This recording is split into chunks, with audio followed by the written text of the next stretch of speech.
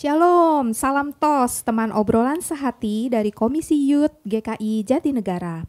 Sebuah wadah komunikasi melalui podcast dari hati ke hati.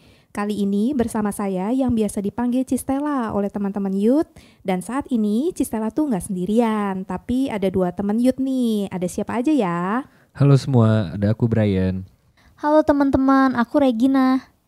Kita bertiga di sini akan membahas tema tentang all about dating apps. Wah, apa tuh artinya Regina? Jadi kalau di Indonesiain tuh topiknya serba-serbi aplikasi kencan online. Yeay. Kira-kira bakal seru gak ya? So pasti seru dong Re, pas banget kan Februari itu seluruh dunia ngerayain Valentine, hari kasih sayang, iya kan Bray? Yoi, bener banget Ci. Tambahan lagi juga sih, kalau sekarang di zaman ini gitu ya, kita cari pasangan atau pacar nggak cuma lewat ketemu langsung atau dikenalin. Realitanya bahkan sekarang juga ada opsi lain, yaitu lewat dating app seperti itu. Dan masa sih bahas gini kita nggak seru? Bukan gitu Bray, maksudnya tuh supaya teman-teman kita tuh lebih nyimak lagi nih podcast kita. Biar gak pindah channel gitu loh, biar stay sama kita sampai akhir. Karena topik dating ini kan selalu jadi topik yang ngena buat anak muda kayak kita-kita gini. Cuma aku tuh penasaran aja sih, kalau kita mundur ke zaman sebelum ada internet, kira-kira gimana ya orang-orang zaman dulu nemuin pasangan hidup mereka? Nah, kalau kita lihat sejarah, dulu tuh pertemuan pasangan kan lebih sering terjadi dalam lingkup keluarga ya. Kayak komunitas yang lebih kecil lewat perjodohan misalnya. Terus ada juga yang ketemu di gereja atau lingkungan kerja. Nah, yang mirip sama aplikasi dating zaman sekarang tuh, kalau zaman dulu masih ada koran, zaman kalian sih sekarang udah nggak ada ya. Itu ada loh orang iklan cari pacar di koran. Terus menariknya kalau kita mundur lebih jauh lagi ke zaman Alkitab, kita lihat beberapa kisah yang mirip kayak konsep matchmaking atau dicomblangin gitu. Kayak misalnya Abraham suruh hambanya cariin istri buat Ishak di Kejadian 24. Cuman bedanya waktu itu kan melibatkan doa dan tuntunan Tuhan secara langsung gitu. Oh, kayaknya bener deh Ci. Dulu prosesnya lebih panjang, kayak libetin keluarga atau komunitas ya. Sekarang dengan adanya aplikasi dating, orang-orang tuh bisa langsung swipe ke kanan atau kiri berdasarkan foto sama bio singkatnya gitu. Teknologi bikin semuanya lebih cepat, lebih gampang dan instan. Setuju banget Re. Slogan kita kan anak muda, kalau bisa dipermudah kenapa dipersulit? Cuma rasanya jadi ada tantangan baru ya yang harus kita hadapi sebagai anak muda zaman now nih gitu dalam cari pasangan atau cari pacar. Nah, kalau kita bicara soal aplikasi dating nih menurut Brian sama Regina nih ya, apa aja nih peluang yang bisa didapat dari kemajuan teknologi kayak gini? Kalau menurut aku sih, salah satu kelebihannya ya kita bisa ketemu orang-orang baru di luar lingkar pergaulan kita. Misalnya nih buat orang yang sulit nemuin pasangan di gereja atau di komunitasnya, dari aplikasi itu tuh bisa jadi sarana kesempatan baru. Ada banyak banget cerita-cerita kesaksian orang yang benar-benar berhasil buat nemuin jodohnya lewat aplikasi ini. Nah itu setuju, tapi selagi itu benar kita juga jangan lupa bahwa ada mungkin kekurangan ataupun keterbatasan daripada dating apps.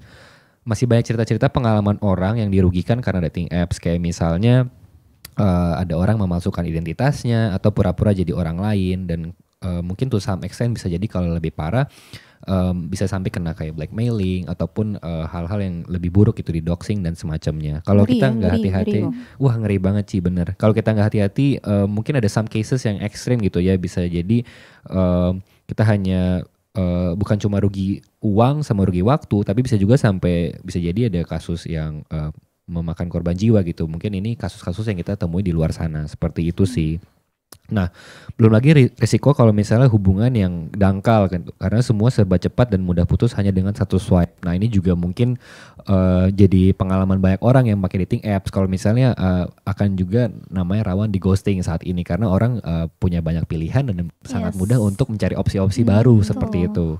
Menarik ya, opini kalian berdua nyorotin sisi positif sama negatifnya gitu ya. Cistela jadi tertarik nih, menurut kalian keterbatasan aplikasi dating tuh apaan aja ya selain yang tadi udah disebutin sama Brian gitu?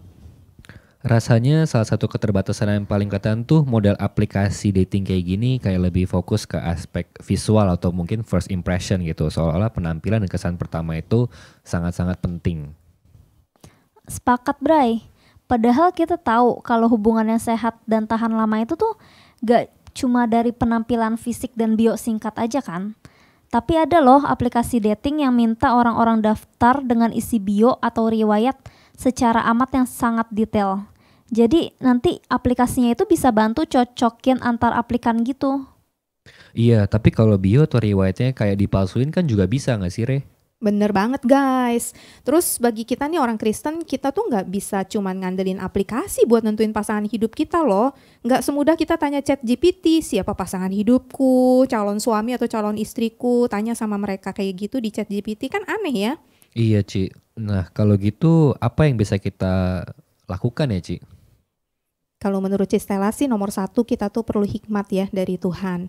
Kita juga perlu masukan-masukan dari komunitas yang mendukung kita gitu. Karena kan kita terbatas untuk menilai seseorang misalnya gitu ya. Dan yang paling penting tentu aja rasanya tuh nilai firman Tuhan dalam membangun sebuah hubungan gitu. Kan kalau di Amsal 3 ayat 5-6 tuh berkata gini. Percayalah kepada Tuhan dengan segenap hatimu dan janganlah bersandar pada pengertianmu sendiri. Akuilah Dia dalam segala lakumu, maka Ia akan meluruskan jalanmu.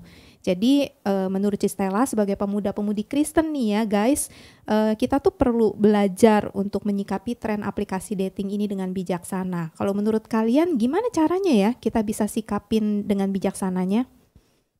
Kalau menurut aku ya Ci, kita tuh jangan gampang kebawa arus hanya karena ini sedang viral. Kita tuh juga harus punya standar dalam mencari pasangan. Seperti yang dikatakan dalam 2 Korintus 6 ayat 14. Janganlah kamu merupakan pasangan yang tidak seimbang dengan orang-orang yang tak percaya. Maksudnya ini tuh, jadi kita tetap harus mencari pasangan yang seiman dan memiliki nilai yang sama. Jadi nggak cuman asal swipe di apps karena foto atau penampilannya doang. Wah, mantap, Regi. Jadi filternya harus sesuai standar dari Tuhan ya. Tuh. Kalau menurut Brian sendiri gimana? Kalau dari aku sih selalu melibatkan Tuhan dalam prosesnya. Jika emang mau coba aplikasi dating, mungkin harus berdoa lebih dari duluan gitu ya. Doa dulu, kemudian minta hikmat dari Tuhan. Jangan buru-buru ngambil keputusan. Mungkin karena tadi Regi udah kutip ayat, aku juga mau kutip ayat nih dari Filipi 4 ayat 6 gitu ya. Janganlah hendaknya kamu khawatir tentang apapun juga, tetapi nyatakanlah dalam segala hal keinginanmu kepada Allah dalam doa dan permohonan dengan ucapan syukur. Wah, keren-keren nih opini kalian ya. Kalau dari Cistela, jangan andalkan aplikasi sebagai satu-satunya cara cari pasangan. Mentang-mentang itu lagi tren, lagi viral gitu ya. Semua orang mungkin banyak yang melakukan hal itu. Teman-teman kita tuh harus ingat Tuhan kita itu adalah Allah yang menciptakan langit dan bumi serta seluruh manusia di dalam dunia ini. Tuhan kita itu maha kuasa, jadi jangan dibatasin oleh satu cara doang. Sebenarnya Cistela mau bilang sih ujung-ujungnya tuh sekaligus nyemangatin kalian buat bangun hubungan dalam komunitas yang sehat seperti di gereja atau di persekutuan gitu. Aku setuju, Ci. Tapi kok rasanya malah susah banget ya buat kita suka atau tertarik ke orang yang ada di dalam komunitas gereja. Apa karena udah kenal lama, mungkin udah tahu jelek-jeleknya seseorang, jadi susah buat tertarik. Kemungkinan buat tiba-tiba jatuh cinta ke orang yang udah lama kita kenal tuh rasanya kayak mustahil gak sih, Ci? Iya sih, buat kita kayaknya memang mustahil gitu ya. Tapi buat Tuhan apa sih yang mustahil, Bray? Ya nggak, Re? Yoi. Yang ciptain hati dan otak kita kan Tuhan gitu ya. Dia bisa ubah hati kita, dia bisa ubah pikiran kita dengan caranya dia yang ajaib, di waktunya yang kadang nggak kepikiran sama kita loh. Kadang-kadang kita tuh terlalu sibuk cari-cari di luar sampai lupa kalau Tuhan tuh bisa ngetemuin kita dengan orang yang tepat, yang mungkin bersinggungan hidup dalam keseharian kita gitu. Karena nantinya setelah menikah kan relasi tetap dibangun dari pertemuan keseharian, bukan hanya di dunia maya gitu. Jadi kalau dapat pacar lewat aplikasi dating sekalipun, jangan lupa buat lanjutin proses saling mengenal dalam dunia yang real gitulah. Yes, Ci. Jadi kesimpulannya, aplikasi dating itu bisa jadi salah satu cara Tuhan untuk mempertemukan kita sama calon pasangan. Tapi bukan tanpa resiko ya. Sebagai orang percaya, kita juga harus tetap bijaksana, berhikmat, gak cuma ikut-ikutan tren yang ada di dunia ini. Jadi kita harus tetap melibatkan Tuhan dalam semua prosesnya. Setuju Re, betul banget. Jangan sampai kita kehilangan prinsip hanya karena mau cepet nemuin pacar gitu.